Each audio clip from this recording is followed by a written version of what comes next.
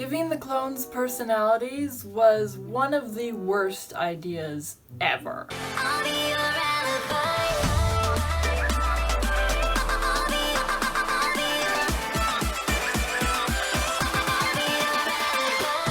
So cloning is a relatively simple concept.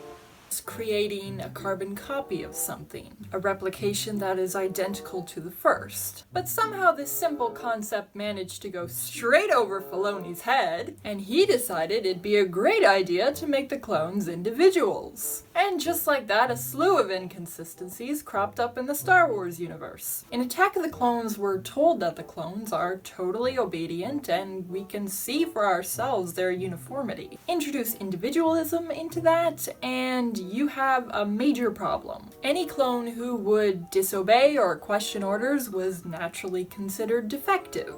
Yet the sheer number of times we see clones question or disobey orders in TCW raises huge questions. If all the clones are like this, then we'd have to assume that the Kaminoans' skills drastically deteriorated in the space of a few months, in which case they'd be bound to receive some serious complaints from their clientele. And given how quick the Kaminoans generally are to write off a clone as defective and move to have them terminated, they should have been terminating clones in sheer droves. Either way, it would have been hella bad for business, and considering the Kaminoans' reputation as cloners, it's highly doubtful that their skills really could have deteriorated so drastically in so short a time. Plus, we know that clones like Rex and Slick are first generation, meaning they would have had to magically develop free will in the space of a few months, and this just isn't possible. And then we have the brain chips, another of the most horrendously nonsensical retcons in Star Wars. In Legends, only certain high-ranking clones were capable of independent thought, thus giving them the ability to choose whether or not they would obey Order 66. And this served as a simple but effective solution. In contrast, the brain chips make little to no sense, and this issue is only further aggravated by events from the Bad Batch.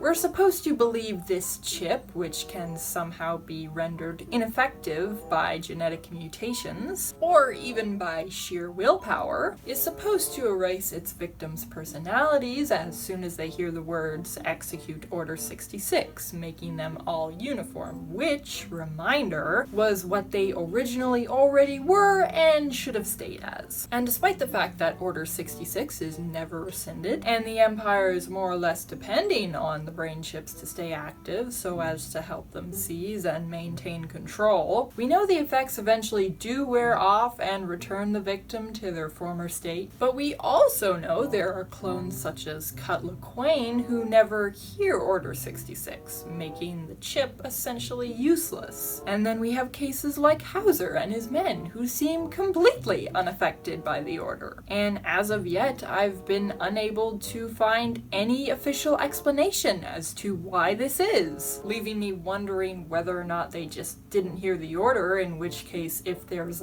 that many men that didn't hear the order, then there has to be more cases as well, which would put a significant dent in the Empire's means of control, or the effects of the brain chip simply wore off lickety-split, which would also put a significant dent in the Empire's means of control. More unhappy customers for the Kaminoans. And honestly, I think the latter explanation seems to fit, since we've seen clones display personality immediately in the wake of Order 66.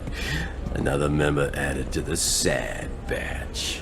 See? This guy obviously still has a sense of humor. Plus, you'd expect petty grudges to disappear along with personality, but everyone in this room seems to be harboring petty grudges. But going back to the Kaminoans, the lengths they went to in Season 6 of the Clone Wars just to cover up the existence of the brain chips forces one to question why on earth would they make clones which the chips have no effect on? Did they not know that Clone Force 99's mutations would prevent the chips from doing their job? Did they not have any methods for ensuring that the chip would work? That would have been embarrassing. Yeah, here's a finished product. We have no idea if it actually works. And again, this chip just seems so finicky. It somehow affects Crosshair, but not Echo, who's technically just a regular clone. And Wrecker's chip isn't affected by Order 66, but is affected when he bangs his head. And now I'm down to my final point. One of the most glaring issues with Filoni's take on the clones, and that is Omega. Considering Omega is probably around the same age as Boba Fett, that means she would have had to have been created around the same time as well. Except the Kaminoans openly expressed confusion over Jango's request to have an unaltered clone. Obviously, they thought it was a stupid, pointless idea. But Filoni wants us to believe that after remarking on how strange it is to want an unaltered clone, they went and made one for themselves. And how and why is she a girl? Why did the Kaminoans feel that drastic adjustment was necessary? And what even is her purpose? She just seems to wander around a lot for episode 1 of The Bad Batch.